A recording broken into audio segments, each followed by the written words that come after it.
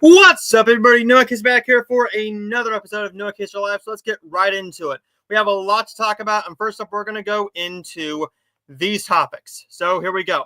We're going to start off with this. Star Wars episodes 10 through 12 are coming from Simon Kinberg. So a report was broken yesterday that has gotten a lot of attention. So let's go into this, shall we? Lucasfilm has closed a deal with Simon Kinberg to develop a trilogy of Star Wars films. Kinberg will write the trio and produce them with Lucasfilm chief Kathleen Kennedy. More on this is, I heard this will comprise episodes 10 through 12 of the Skywalker saga. Insiders disputed my intel that Kinberg will continue that storyline, instead saying that this will start a new saga and will sit alongside all the other Star Wars projects from all these other people. So let's get right into this. Is this going to happen? Is this going to happen? Let's get into this because I think there's something really telling here. I'm a Star Wars fan. Okay? Here's the issue. Look what we just looked at last week. The Rey movie that was supposed to come out is gone. It's gone. There's no Rey movie. Why is there no Rey movie? Well, creative decisions. The writer left. That's it. The writer literally left because they couldn't come to terms. What makes this any different? Let's take a look at this one more time. Look at all these names. James Mangold, we haven't heard crap about that. Charmine, we haven't heard anything about that. Taika Waititi, we haven't heard anything about that. And Donald Glover has given a little bit on it. As usual, Lucasfilm and Disney are not commenting. Why would they? Because they know it's probably going to get scrapped. They know the movie is probably going to get scrapped. In all honesty, I don't blame them for not doing much, for not saying anything. But here's the thing. Give the fans a little bit of hope. I'm a Star Wars fan. I want more Star Wars in theaters. That's where Star Wars belongs. Okay? That's where Star Wars belongs. You've seen the mild success you've had on Disney+. Yes, you had your Grogu. Okay? You had Grogu and The Mandalorian do massive success. Obi-Wan was not awful. The Book of Boba Fett was not awful in some moments. Some of it was very, very boring. You didn't know what to do with the actual story, but that's besides the point. This is what you do. You get a writer in there. You say, this is the story points. Kathleen Kennedy needs to come up with an idea.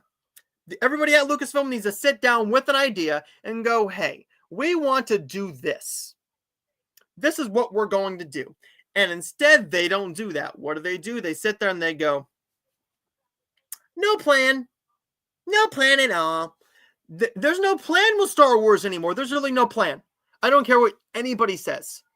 The people at Lucasfilm have no fucking idea what they are doing. They got no idea what they're doing. They got one movie off the ground. One. Since 2019. That's it. One. Great. You got it filmed, shot, it's in the can, and it's in the editing bay. It's supposed to come out 2026. We'll see if that even comes out because, yeah, it's been shot. The script went through. I hope it's a good movie. But we'll see what happens here. What do you think about it? Do you think we're going to get a Star Wars episodes 10, 11, and 12? Do you think it's actually going to happen between now and 2030? We'll see. We'll see. But at this point, I think we can strongly say that Star Wars fans are not all that enthused about this news because real Star Wars fans know that this isn't going to happen.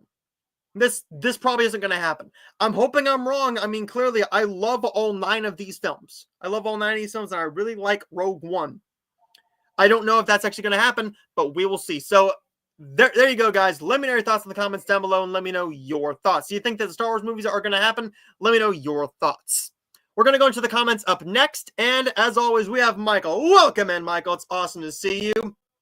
Michael also says, I hope that Simon Kinberg will give us good stories for Star Wars. I really think so. I think he will. I mean, look at what he's done with X-Men, excluding a couple of them. Okay, excluding a couple of them. But with what he does, here's the thing. You gotta go through Kathleen Kennedy. If they don't go into a board meeting, into an office and have a talk about this is what I want the story to be, and if she doesn't like it, and if they don't agree, he's out of there. He's out of there. Welcome in, Sav. It's awesome to see you. You're a Star Wars fan too, and I completely agree with Michael here. Michael says Lucasfilm are creatively bankrupt. They are. They are creatively bankrupt, and when they hit something, they go for the fences. I also saw something that I didn't say in the segment because there's not much on it right now, but Rey is supposed to be the Obi-Wan of this series. Rey is supposed to be the Obi-Wan of this series, so we'll see. I mean, Rey's not an established character like Obi-Wan was. Obi-Wan was just this guy we knew, right? Then he was built up through multiple films, multiple storylines, multiple lines. Rey, we've got her in 3 movies. People love the first one. They sort of enjoy the second one. A lot of people did not enjoy The Rise of Skywalker. I did. I enjoyed all 3 of the sequels, but that's personally just me. The way things are going, we won't get any more Star Wars. That's the way it's going. I mean, that's seriously the way it's going. The way it's going, we're not getting any Star Wars for a long, long time. We're going to get the Ahsoka Season 2. Oh, hell yeah, we're going to get an Ahsoka Season 2. But here's the thing. Star Wars belongs on the big screen. That's where you make your money. I mean, it's great to have Star Wars shows. Look what Rebels did. Look what the Clone Wars did. Look what the Bad Batch is doing. The Bad Batch people are watching and reacting to the Bad Batch. But that's just me. That's just me. But, and for this last comment, before we go into our next our next segment, I agree with Michael that Kathleen Kennedy does need to go. She needs to leave. She needs to leave Lucasfilm, let them get on with their lives and get on a creative track. So, we're going to go into this up next because this is very exciting. Clearly, we have a new Moana movie coming out. So, we got the box office tracking. Before we go into that, let's take a look. Let's just think back. Let's think back a couple weeks. We read a story about Barbenheimer 2.0 being a thing. Barbenheimer 2.0 might be a thing because with everything coming out with the wicked reactions, they're saying it's a masterpiece. They're thinking it's going to be a Barbenheimer continuation, a Barbenheimer 2.0. So, with this being it, let's take a look at this. Moana 2, tracking for record-breaking Thanksgiving opening weekend. This is massive news because not only do we have Wicked and Gladiator opening, but we have Moana 2. So let's take a look at this. Walt Disney's animation Moana 2 is sailing toward a record-shattering $125 to $135 million opening over the 5-day Thanksgiving holiday weekend, according to the tracking data shared with The Hollywood Reporter. That's very intriguing because if you take a look at what's come out over the past few years during the Thanksgiving time frame, they've done decent, but nothing has been as big as these films. If tracking data is correct from these two sources is right, Moana 2 will score the top 5 Thanksgiving opening weekend debut of all time at the domestic opening box office, a record currently held by a fellow Disney juggernaut, Frozen, at $93.6 million, as well as the biggest 5-day opening gross of all time, not adjusted for inflation. Frozen 2, which also opened the weekend before the holiday versus midweek, currently holds the record with $125 million in ticket sales. I'm certainly looking forward to Moana 2. I mean, there's no reason to think it's going to be a flop. There's really no reason to think that Moana 2 is going to be a flop with these types of numbers. With those types of numbers going against it, $125 to $135 million opening weekend, that's insane to me. That you can have close to $100 million, if not over $100 million for Wicked just 5 days before you hit your target demographic of women, kids, families. Gladiator 2 has no competition from then all the way until probably Kraven the Hunter. It has that adult grown-up area spot all just stuck together. It's all just there. They are stuck in there. You got nothing. So I think it's going to be a profitable film. Moana 2 is going to be a profitable film. But if you take a look at what we've gotten over the past few Novembers, we haven't had the best luck with, say, a Thanksgiving opening. Literally, a Thanksgiving opening is a rarity now. It is a rarity. So, looking at what we've gotten over the past little bit, we have, of course, got this upcoming weekend. But last year, I'm currently looking at the numbers. The numbers is telling me that during that weekend, the 30th, we had we had literally nothing during the Thanksgiving weekend. We had nothing during the Thanksgiving weekend, which is pretty damn sad. That is pretty damn sad. But we had The Hunger Games, Napoleon, Trolls still in theaters. Thanksgiving was still in theaters. Okay, that's all fine and dandy. That's all really fine and dandy. But, and I know that you guys can't see this, but I am going to bring it up here in just a second or two. Just a second or two. 2022 weekend. Let's take a look at this. So let's go here, and I'll bring this up. This was Thanksgiving weekend. I believe this was Thanksgiving weekend, and we had almost nothing opening. Nothing. So, here we go. Taking a look at the numbers, we haven't had a good Thanksgiving weekend. There's Black Panther on Thanksgiving weekend. Okay? So, there's Black Panther at number 1. We're going to go to 2021. Remarkably, look at this. Look at this. December 3rd, Encanto opened. Encanto opened a couple days before Thanksgiving. That's a box office bomb. Ghostbusters was in theaters. Cool. Cool, right? 2020? 2020. The year where very few movies were in theaters. Thanksgiving weekend. Boom.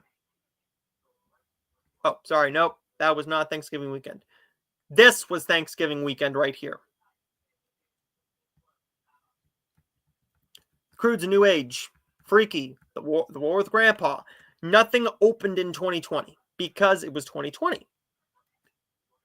But then you go to the juggernaut. You go to the juggernaut of Thanksgiving week right here. What's number 1? Frozen 2. Frozen 2, Knives Out, Ford v Ferrari, Queen and Slim, and Mr. Rogers' Neighborhood were in the top 5 that week. That's crazy to me. Now, we haven't had a big film open Thanksgiving weekend since then. But, to each their own, right? I think that this is really good numbers. This is really good numbers for Moana 2. $125 to $135 million does lead it towards the pack of Frozen and Frozen 2, if not over Frozen 2. And this is still a couple weeks out beforehand. Does it make it a billion-dollar film? Not necessarily. Then again, there's not much competition for families from there until the beginning of the year.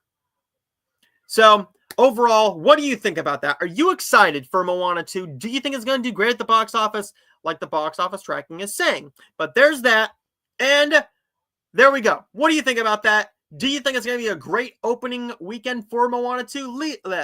Leave me. Let me know your thoughts in the comments down below. Let me know your thoughts. Going to the comments before going to our next topic. Nothing has really been announced for SmackDown tonight, expecting the show to be awful. Okay, there we go. I don't think it's going to be awful. I just don't think they've had much time to really discuss anything. Out of all that came out Thanksgiving weekend, A Beautiful Day in the Neighborhood was my favorite that weekend in 2019. That's a very, very good film. Very, very good film. Moana is not my cup of tea. To each their own. There's other things that, like Gladiator 2. Definitely. There's Gladiator 2. If you want to go and see Venom again, you can go and see Venom again. That's up to you, Michael. And next up, we're going to go into this. I don't know how this is going to go because I didn't make a graphic for this because there was just too much information and there's more to add on to it. So, Batman Joker Barry Keoghan series is in development, apparently. So, there's more to this, right? There's more to talk about because more news has dropped. But we're just going to start off with this. And this is coming to us from Superhero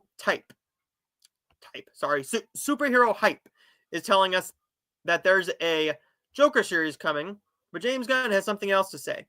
Following the success of The Penguin on Max, a new report suggests that Barry Keoghan will get his own Joker series set in the Matt Reeves' The Batman universe.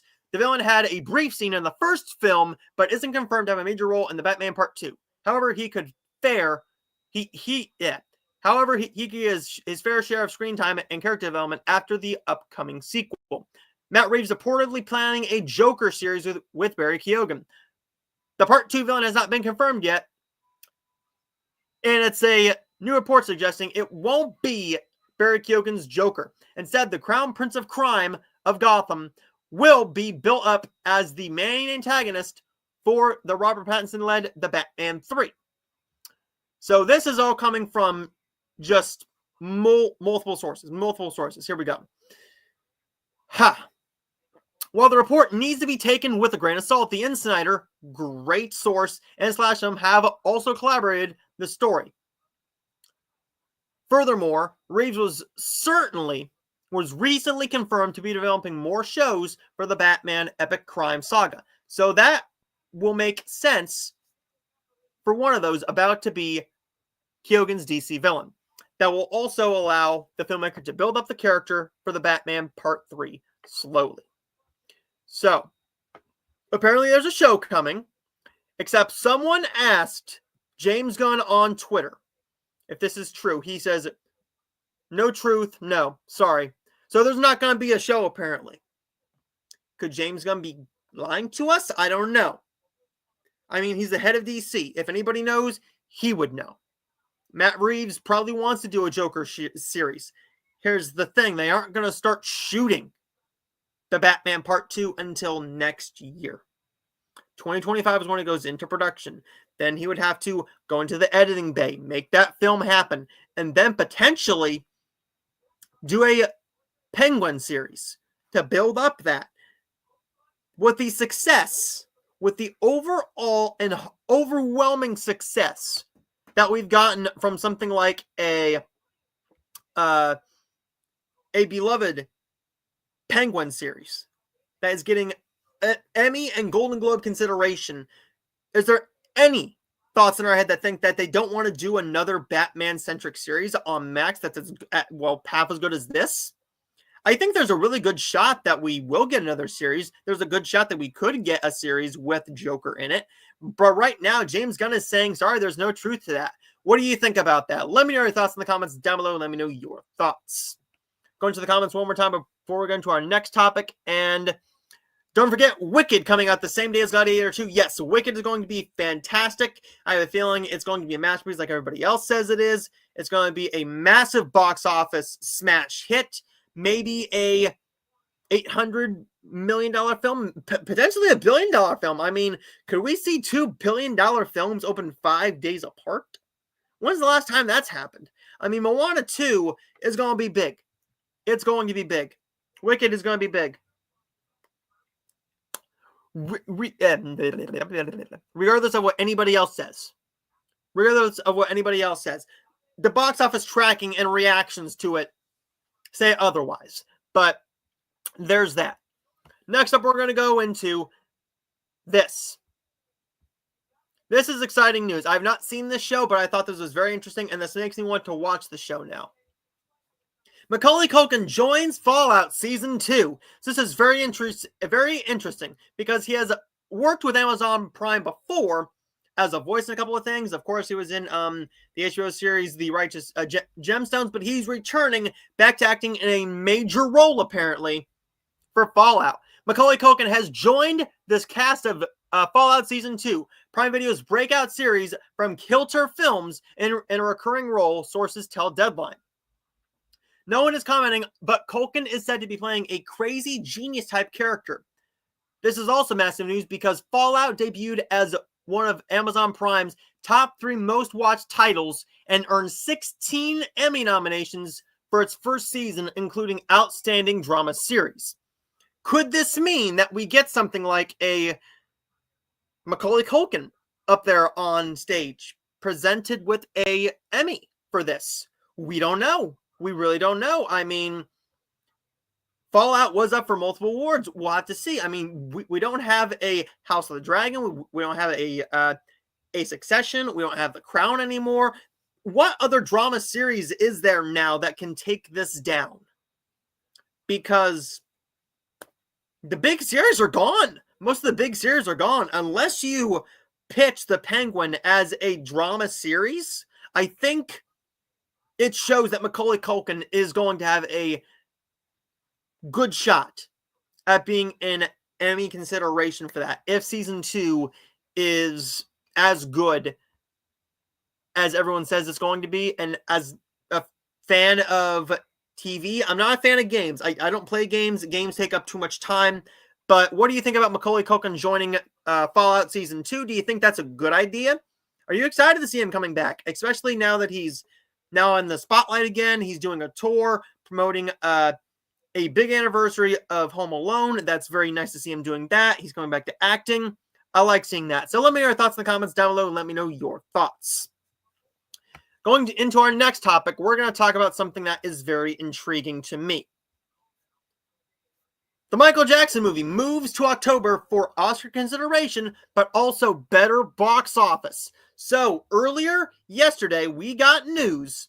We got news that the Michael Jackson movie was going to be moving, but Mickey 17 took its April 18th, 2025 place. So let's get right into this.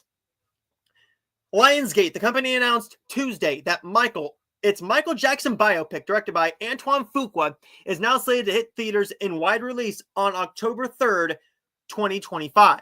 The feature is moving back by 6 months from its previously planned April 2025 release date.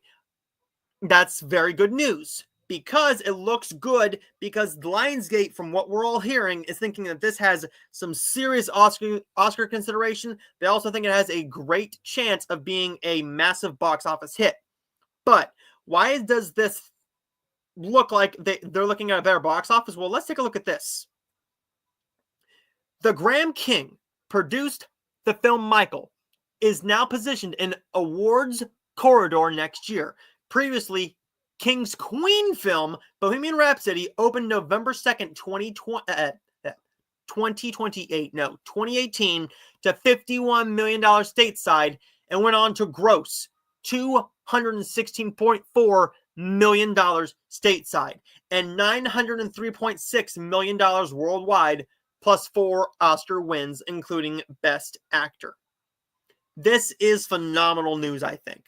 I think this is great news for the Michael movie. It shows that Lionsgate has some serious implications for it. Serious implications. Because if they didn't, they would have just left it there. I'm sorry, not many films come from January, February, March, and April, and May, all the way to the Oscars, because some films get forgotten about. Unless you're a film like, say, Get Out, Judas and the Black Messiah, Everything Everywhere All at Once. Those films stick around. They get the Oscar nominations. This is very intriguing because with Michael is a very polarizing figure.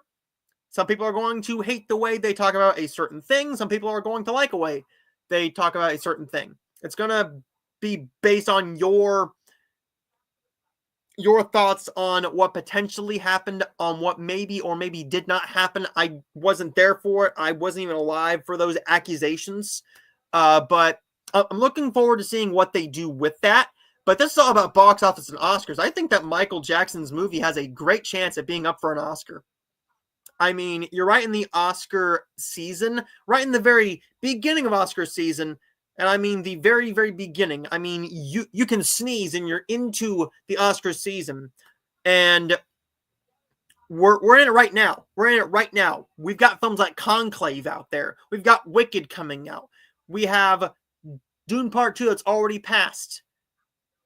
There's not many films that have come out yet in wide release that are up for Oscar consideration yet. Because this is what we want. This is what we want. We want them to come out later in the year because then we got to wait for them. Sure, we want other films, but here's the thing. You can look at something like The Green Knight, which was a very good and well-shot film. Should have been up for a couple Oscars. It got forgotten about. If you put your award consideration film up there in March or April, there's a good shot it's going to be forgotten about unless you're somebody like a Bong Joon-ho, a Tarantino, a Scorsese. I mean, Mickey 17 could be in its perfect spot. It could be the perfect place for it to get Oscar consideration and awards wins right before Easter. You also got The Passion of the Christ 2 coming out, so that's going to take the religious audience out of there. So we'll see what happens. Do you think that the Michael Jackson movie is going to have some massive Oscar implications and fare as well as Bohemian Rhapsody did at the box office, making almost $900 million? Let me know your thoughts in the comments down below, and let me know your thoughts. Going into the comments, I'm looking forward to the Michael Jackson biopic, says Michael. So am I. I think it's going to be a good film with his nephew playing him. Very interesting, seeing how, from what I've heard from other places, that it's a very close role. He looks like him, he sounds like him, he moves like him from what we've heard. And from what we've seen so far, the makeup does look very good. So we're looking at a potential Oscar nomination for all of the makeup, maybe the costume design, maybe a score. Probably not original song. I'm not going to say original song, but probably score. But let me know your thoughts in the comments down below. Let me know your thoughts. This is something I'm looking forward to immensely. I'm a Christmas guy. I'm a rock fan. Clearly, The Rock right there, and The Rock right here. I'm a rock fan. I'm also a Chris Evans fan. I liked his film Kaser from last year. This looks like a very similar film with a similar type of character for Chris Evans. So we're going to take a look at the reviews for Red One. So the Red One reviews are out. Let's read some of these reactions. So we're going to pull a few of these up from Rotten Tomatoes. Right now it's at a 34% on Rotten Tomatoes. So let's take a look. From City AM. Given the amount of Christmas classics re-released in the lead-up to the big day, there's little reason to get roped into this lifeless caper. The Sun says this mishmash of old Germanic fairy tales and modern action-adventure, and the target audience feels unclear. Going down here to a positive one from Cinema Blend. A buddy cop caper that delivers magic and laughter that doesn't solely depend on Yuletide greetings to entertain. Another good one here. Red One isn't a cinematic masterpiece and suffers from the Johnsons' predictable performance. However, thanks to Chris Evans' charm, the film delivers on its promise of entertaining escapism with plenty of action and holiday cheer. Simon from Screen Rant says, Big name stars collide for a festive adventure that's big on effects and spectacle, but curiously lacks any charm of the holidays. Going down here to MovieWeb, they really enjoyed it, saying that Red One offers a surprisingly clever take on Christmas mythology. The big budget action comedy delivers the popcorn entertainment with visual splendor but also succeeds in building its own new universe with memorable characters.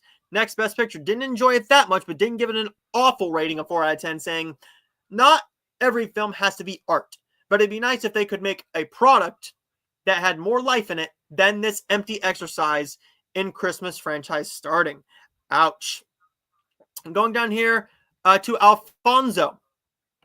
He says, the challenge is to balance the mayhem with the holly jolly, to blow up stuff while also allowing some troubled characters to find themselves, to find the nice inside themselves and in each other. And Red One fulfills both of those wish list items with a cheeky finesse.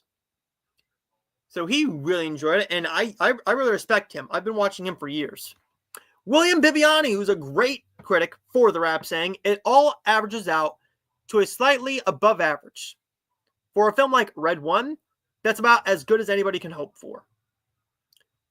Tim says,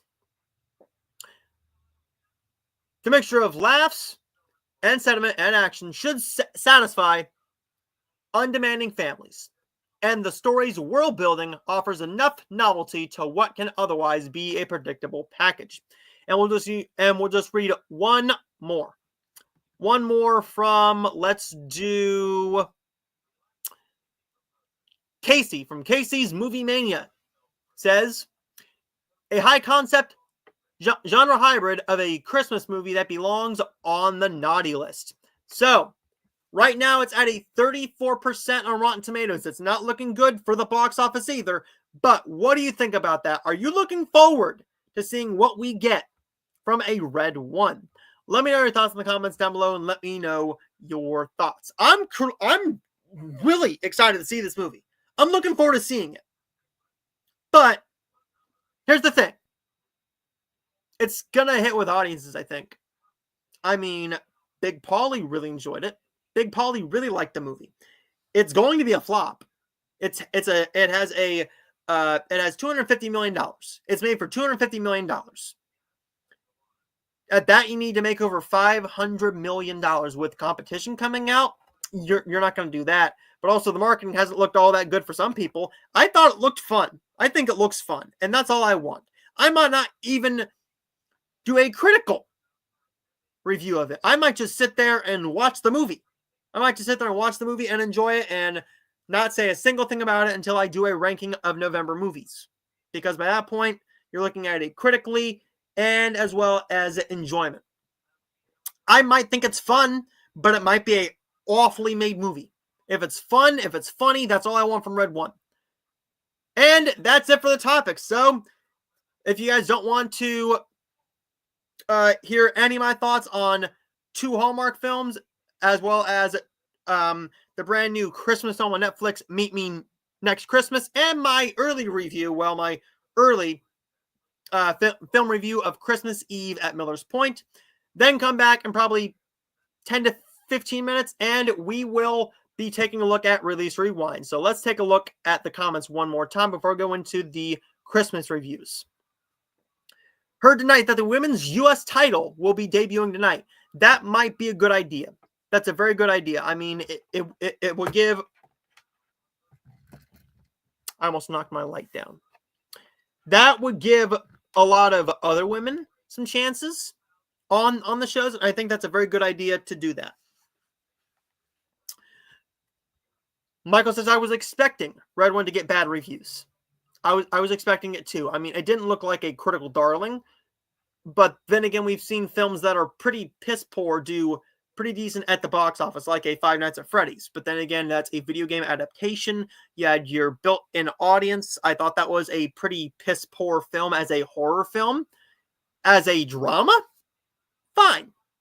Red One, I was hoping for maybe like a Violent Night scenario. I mean, Violent Night even didn't get that great of a reception. Let me go to Rotten Tomatoes and see what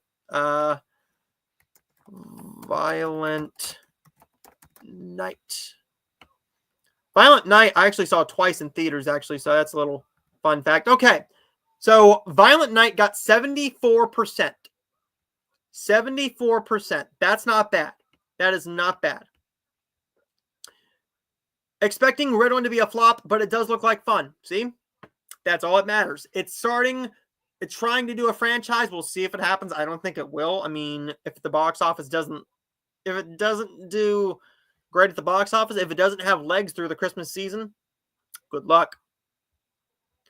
I don't know how I feel about the women's U.S. title possibly debuting. I think it will be awful considering how the division is booked. I don't think that's the way to go about it. I think here's the way to look at it from my point of view. Yes, the women are poorly booked. Here's the thing. The tag titles mean nothing. You got to give them a secondary title. Look what they've done with the NXT title. Look what they've done with the NXT title. They're not going to book this like AEW does the TNT title, where it means nothing. And somebody just wins it on their first match with no match build up hardly at all.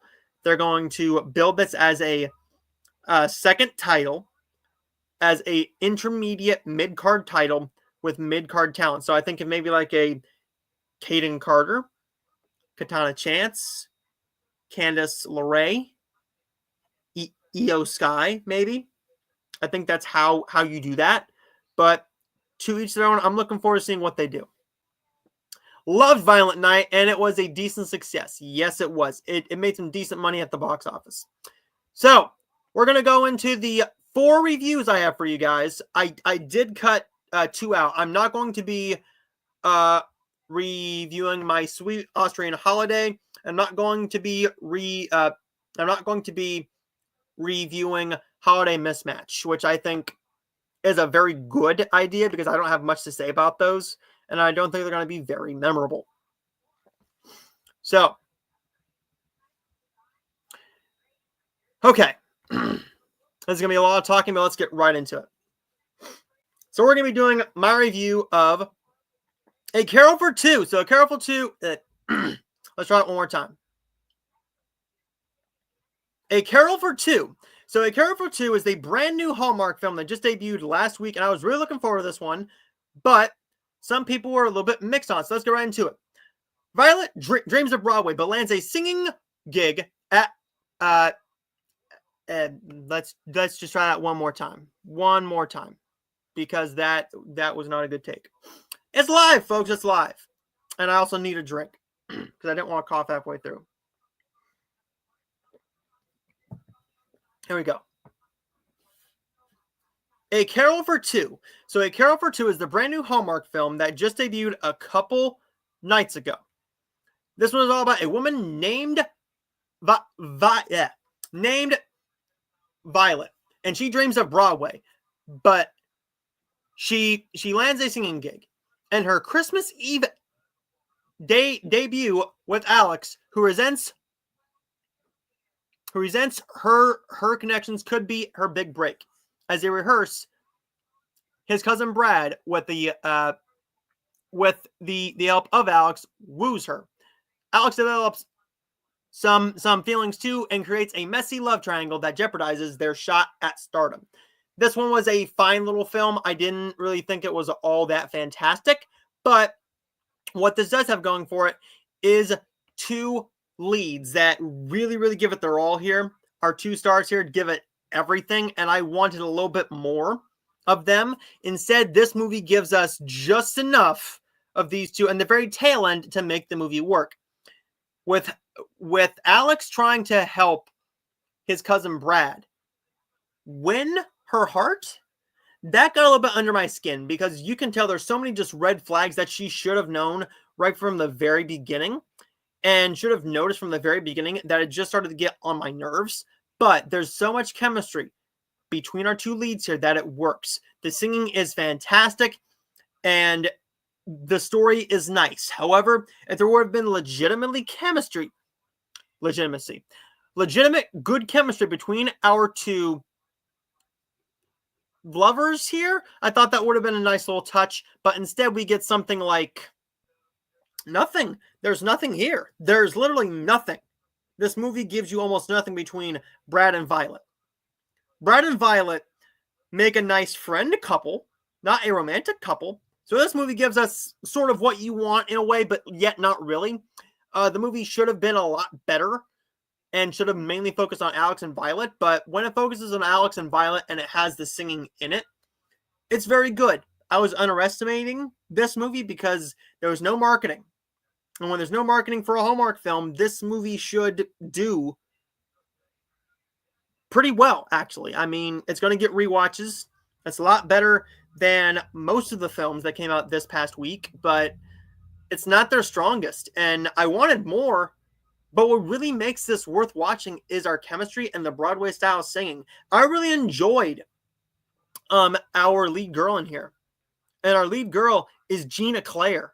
Gina Clare as Violet. This is her third Hallmark film. She did the Heidelberg Holiday last year and a Holiday Spectacular the year before that. Two good films. I really love a Holiday Spectacular, but a Heidelberg Holiday really didn't work all that well for me. I wanted a little bit more from that one, but this one delivers. I mean, when there's no marketing, that's all you need to look for. Is the ones that get no marketing, or when they get too much push, those are the ones you need to be a little bit worried about.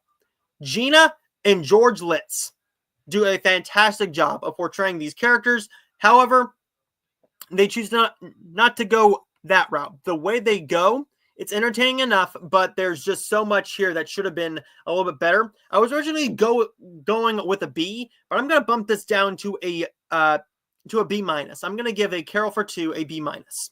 So, what do you think about this film? Let me know your thoughts in the comments down below. Did you watch A Carol for Two? And let me know your thoughts in the comments down below, and let me know your thoughts.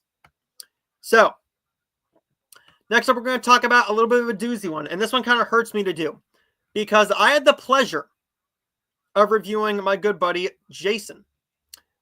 And Jason Bork has 3 films come out this Christmas on the Hallmark Channel, and, well, on both of the Hallmark channels. So we're going to be talking about the new film, Our Holiday Story. So Our Holiday Story is the brand new film directed by my friend, Mr. Jason Bork, and has a stellar cast with Nikki DeLoach and Warren Christie as Dave and Nell as they recount the Christmas where they unknowingly fell in love while working as rivals on a town festival as their daughter's boyfriend struggles to navigate his own relationship as she is stuck on a train trying to come home for the Christmas party. So, this movie really should have been more about the boyfriend and the daughter instead of our main 2 adults here. Warren Christie and Nikki DeLoach do a decent job of having good chemistry. However, about midway through the film, you don't care about their story anymore. They just move at a snail's pace. The script kind of just goes nowhere. You know where the story is going. You already know they're married, so you don't really care how they got together. It's just you know they're together. Okay, great. The subplot of this film doesn't come until pretty much, well, there's a subplot in there, and it's mostly where our character played by Nikki DeLoach, she is trying to do this evil thing with her corporation, with a company that is ran by Warren Christie and stuff like that. But the main subplot in this film that really gets interesting is when the boyfriend and their daughter are finally back together at the very tail end, because yes, they do come back together. She does make it almost back for the Christmas party. And what they do there is they introduce this thing of they've been together for about 9 months now. They haven't said to each other, I love you yet. So they're just trying to see where the relationship goes, if they are really in love, if she's ready, if she's too scared. And why is she scared? Well, she tells the rest of the story to him about what actually happened. So I wanted more of their story. They had great chemistry. I liked their story a lot more than this story. But there's not much here with Warren Christie and Nikki DeLoach, which breaks my heart. I love these two. I love multiple of these. I love multiple of these stars' films. Their story needed more to make it interesting instead of, oh, they are working together. They are working as rivals because she's trying to do something bad with the festival and ruin it and everything and yada yada yada. It was a sweet story in the beginning of how their daughter actually tries to help her father get in a relationship with Nikki DeLoach, with Nell. The way she did that was very intriguing. I liked that because he wasn't going to make the first move. I really enjoyed that. However, what this movie does, and the very tail end of it, is not all that intriguing because they move at a snail's pace, building that chemistry up again. We know this story. We've seen it multiple times. And yes, it's Hallmark, but we've seen this. We've seen that you can do different films. We just saw the film Holiday Crashers last week. We just saw it last week. You can do something different here. You really can. And when you choose not to and go this lazy route and not build anything substantially epic and romantic to make this story worth telling, the movie just kind of falls flat as a whole. While there's good chemistry between both our couples and you're more interested in one story than the other, and the other story is mainly focused on in the last 20 minutes of the film, maybe 20, 30 minutes of the film, that's a bad sign. I enjoyed this for exactly what it was trying to do, but I wanted a lot more from this. And overall, I thought this was just a fine Hallmark film, one I'm not going to watch on my own accord again, or on my own again. If my family wants to watch it, or a family or a friend wants to watch it, definitely check it out. But I'm going to wind up giving Our Holiday Story a C. I wanted more from this, and I just think it's a meh Hallmark film. What do you think about it? Let me know your thoughts in the comments down below. What did you think about Our Holiday Story? Did you like it? I hope you did. If not, well, we got a lot more to go, and I'm hoping that we got more. But from what I'm hearing about the film that just debuted last night, we'll see. We do have a lot more films to cover for the Hallmark season, and I'm probably just going to pick and choose which ones to review. Because if I don't have much to say about them, I'm just not going to talk about them. But let me know your thoughts in the comments down below, and let me know your thoughts. What do you think about Our Holiday Story? Let me know your thoughts. Next up, we're going to go into one that I am very excited to talk about because I had zero expectations going into this. Zero expectations going into this.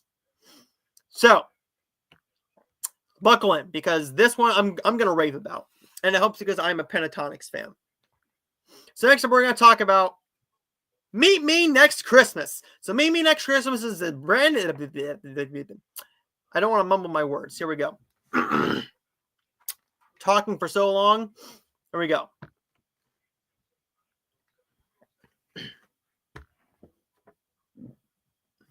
Here we go.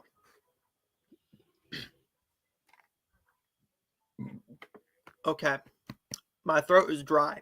My throat is dry and I'm starting to lose my voice.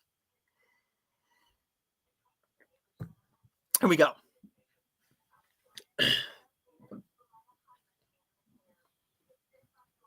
Here we go.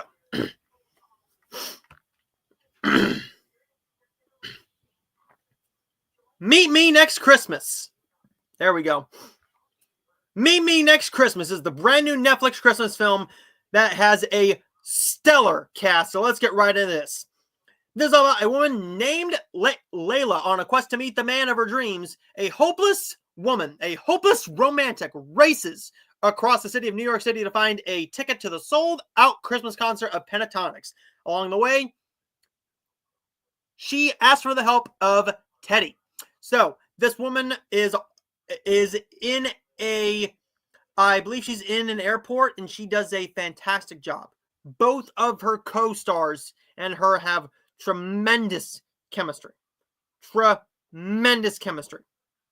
With James and Teddy, everybody has phenomenal chemistry. I love this movie. This movie delivered everything I wanted from a Christmas film. It delivered everything I wanted. This movie delivers great chemistry between our stars here. A fantastic, well-told story. So let's get into this. The movie gave me everything I wanted, and I'm going to admit something. I was wrong about this movie. I was expecting a mediocre Christmas rom-com film on Netflix. Instead, I got a really sweet, funny, and well-told well-told film. This one stars the lovely Christina Milian. And I believe it's DeVale Ellis. And they make the film. Their chemistry is great, and it felt real. And Pentatonics is a big plus, but this comes to my first negative.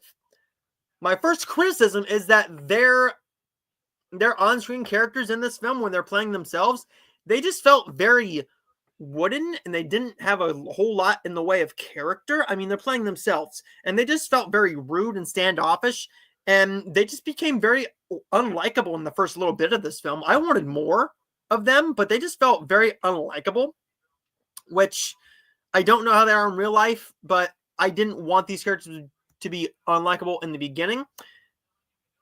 But Pentatonix does get better as the film goes on. My other big criticism is while we spend a whole lot of time with our main characters in Layla and Teddy, the story that they're trying to tell is all about her trying to get a Pentatonix show to go and meet James, who she met at an airport, and sort of not really promised to potentially meet him at a Pentatonix show next year if they're both single. And she's trying to get this ticket to meet James, but we see nothing of James's side of the story. I'm not going to say what happens, but James is seen at the theater. James is there at the theater, and what they do with them is very, very well done, and I was very scared that we weren't going to get anything done with that at the very tail end, because we know how this film is going to go. She sort of agreed to meet him at the concert. They were both single. The issue is there's nothing from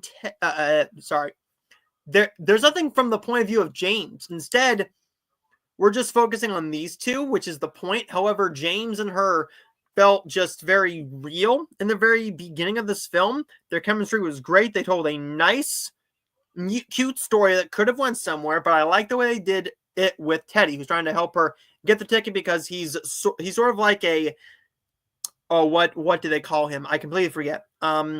He's someone who helps you buy tickets and in a legal way, but this movie really delivered on exactly what I wanted. There's great chemistry. Her dress, the red dress in this, is phenomenal. I will pop a picture up right here.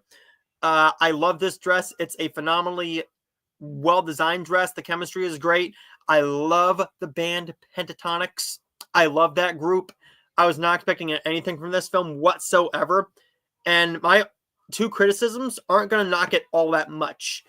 My enjoyment is probably getting the best of me here, but I don't care. I'm going to give Meet Me Next Christmas an A-. I really did enjoy this one. I cannot wait to see what we have the next time, and I just can't wait.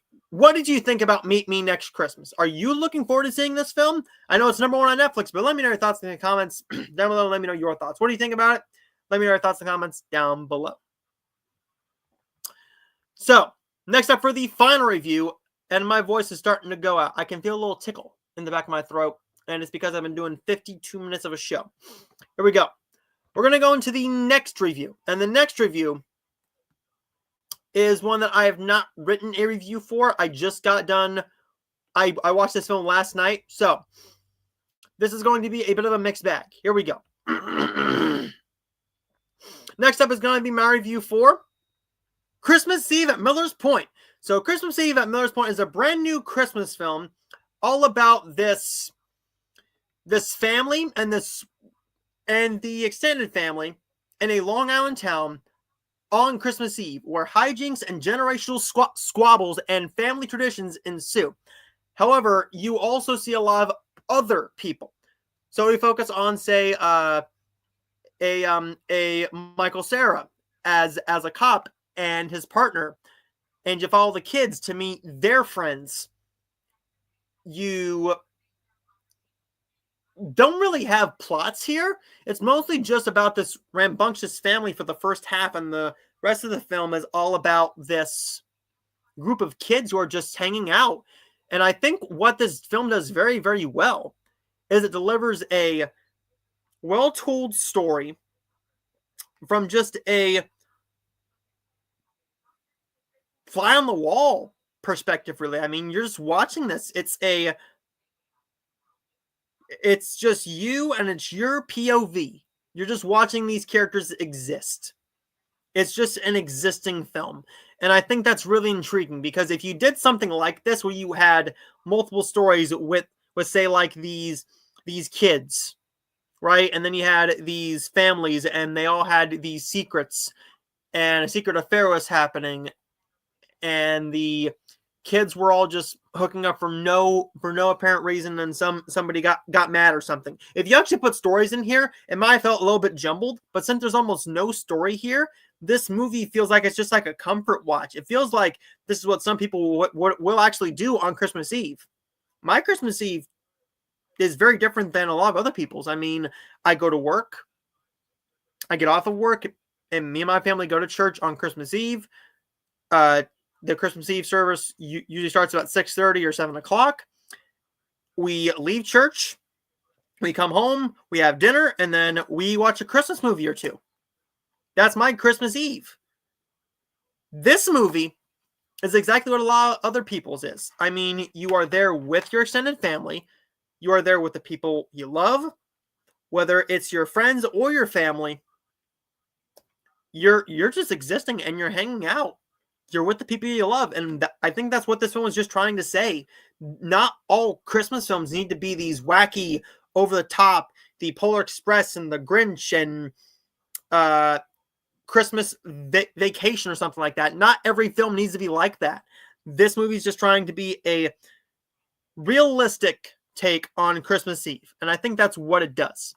And I like how they didn't just have them in multiple stories. It's just more like a hangout movie, and it's very charming. I enjoyed that, and I want to hang out with more of these characters. My only complaint is I wanted more of Michael Cera. He's a very minor role as a cop, but that's my only major complaint. There's nothing amazing about this film, but I think if you give it a shot, you're really going to enjoy it. It's a charming little film. I believe it's in cinemas right now, and it might go to VOD next week, if not this week. So check it out if it's around you. I'm going to give Christmas Eve at Miller's Point a B. I'm going to give it a B. Just off the cuff, quick review of it. Let me know your thoughts in the comments down below. Are you looking forward to Christmas Eve at Miller's Point? There's not much to it, but if you want just something to shove on, just check it out. It's a charming little film, a PG-13 family-esque film, and I enjoyed my time with it. It doesn't overstay its welcome. It's only like an hour and 47 minutes. So check it out if you're interested. And as always, let me know your thoughts in the comments down below. And let me know your thoughts. So, we're going to go into our regularly scheduled segments next. And that is going to be Release Rewind. So Release Rewind is where we take a look at everything that came out 10, 15, 20, all these years later. So we're going to do both the Tuesday and the Friday segment because I didn't do it last week and it's Friday. Didn't do a show on Tuesday, so let's get right into it. Release Rewind starts out like this. 2014 gave us Big Hero 6 earning $647 million worldwide, and along with Interstellar, only earning $1 million less at $646.2 million. 2004 gave us these films, The Incredibles, earning $631 million, and the remake of Alfie, earning $35.1 million. This makes me feel a little bit old. It's the 20th anniversary on Sunday for The Polar Express, earning $312 million. That's considered a box office bomb because it was a massively expensive film to make. Making a lot of other people feel old. I wasn't born yet. We had in 1994, Interview with the Vampire, earning $223 million, and The Santa Claus with Tim Allen turns 30, and it earned $190.5 million worldwide. November 9th, we had Oh God, You Devil, earning $21.5 million, and No Small Affair, earning $4.9 million. Now, I have seen No Small Affair. I have the DVD of it. It's a pretty solid film, very enjoyable. Of course, I've seen the Santa Claus and the Polar Express and everything, but we're not done with Christmas yet. We got one more Christmas film to talk about.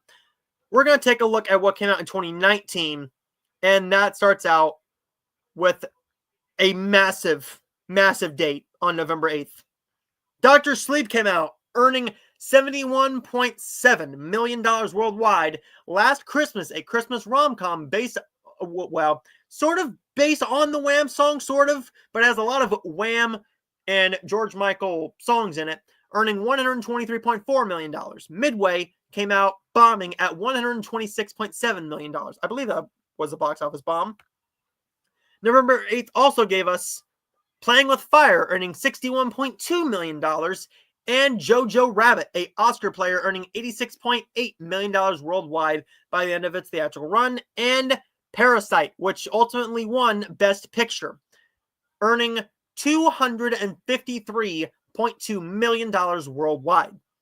November 6, 2009, we had A Christmas Carol. Jim Carrey's A Christmas Carol, also directed by Robert Zemeckis, just like we just talked about this earlier, The Polar Express. I believe this was a box office bomb. I could be wrong. $315 million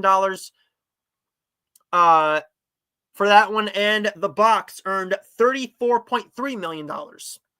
November 6th, 2009 also gave us The Fourth Kind, earning $49.4 million.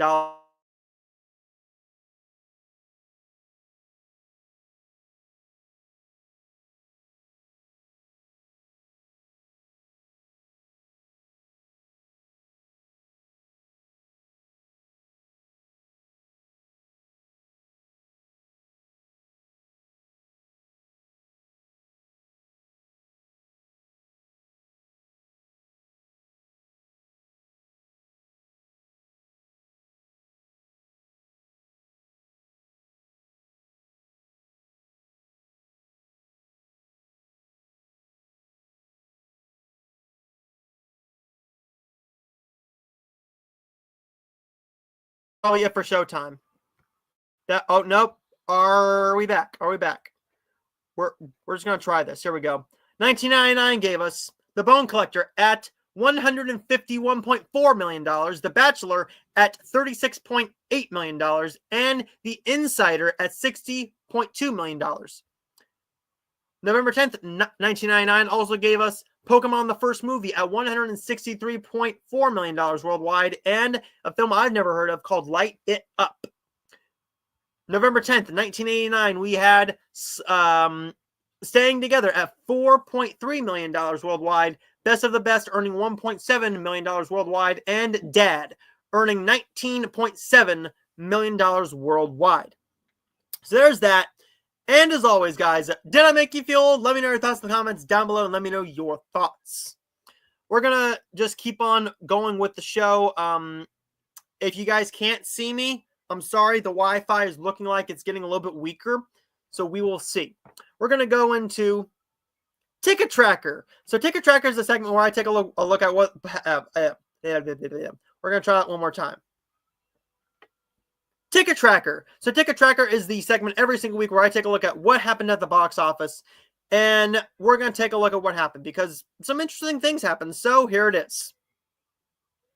Venom, The Last Dance earned another $25.9 million, only taking a 49% drop, and is now up to $323 million worldwide. And that's as of Thursday. So The Wild Robot came in at number 2, earning $7.4 million and $272 million worldwide. Smile 2 earns another $6.7 million and $112 million worldwide. Conclave earns another $5 million and is now up to $16.8 million worldwide. Here is not going to do very well at the box office, but I don't think we really expected it to. And now it earned $4.8 million $4.8 million opening weekend domestically and $6.8 million worldwide. So there's a look at Ticket Tracker. Let me know your thoughts in the comments down below. What do you think is going to happen this week at the box office? Let me know your thoughts in the comments down below, and let me know your thoughts. Next up, we're going to go into the Netflix Top 10. And the Netflix Top 10 is going to look like this. Let me pull up the movies, and then we'll go into the TV shows. And where is it? There it is. Okay, here we go. So we're going to go into the Netflix Top 10. And the Netflix Top 10 looks like this. So at number 1, I just reviewed it, which I am very happy about. It's number 1. It's going to stay number 1 probably till next week. And that is Meet Me Next Christmas. And number 2 is The Secret Life of Pets. Number 3 is the documentary Martha. Number 4 is Harold and the Purple Crayon. Number 5, Time Cut. Number 6 is Just Go With It. Number 7, Sing. Number 8, Don't Move. Number 9, Let Go. And number 10, The Infiltrator. Going up here to the top 10 TV shows, they look like this. Number 1 is the new season of The Outer Banks. Number 2, Countdown, Paul versus Tyson, a documentary series. Yes, they do have that fight. Logan Paul and Mike Tyson next Friday, live on Netflix at 8 p.m. The new season of The Diplomat is at number 3. Number 4 is Beauty in Black, the new series from Tyler Perry.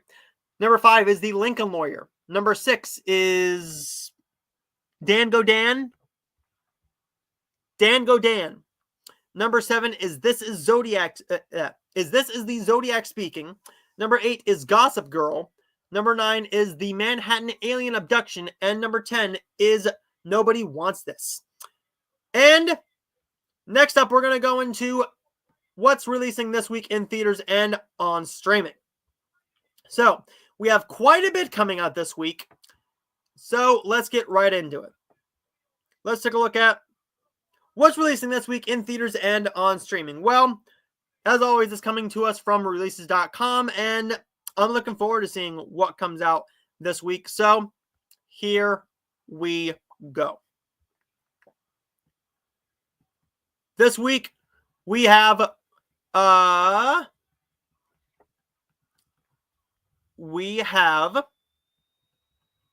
Best Christmas Pageant Ever is coming to theaters. I will be seeing that this weekend. I will be seeing that this weekend and give you guys my review of that next week. We also have A Sudden Case of Christmas, which I will be giving you guys my review of that next week.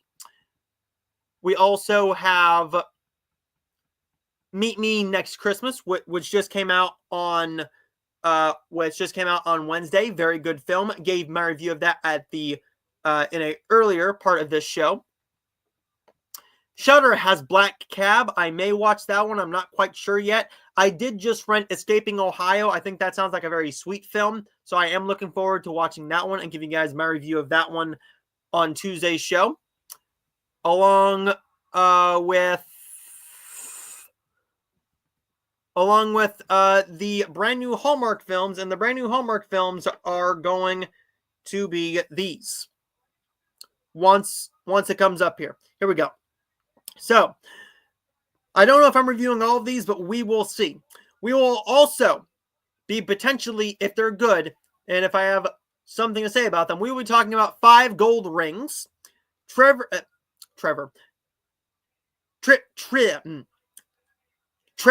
at St. Nick's, Santa Tell Me, and 'Tis the Season to Be Irish. So there's that, and as always, guys, like and subscribe. And I hope you guys will see me on the next show. Well, I hope you guys will come back for the next show. And as always, guys, like and subscribe if you're new. And I will see all of you guys next time. So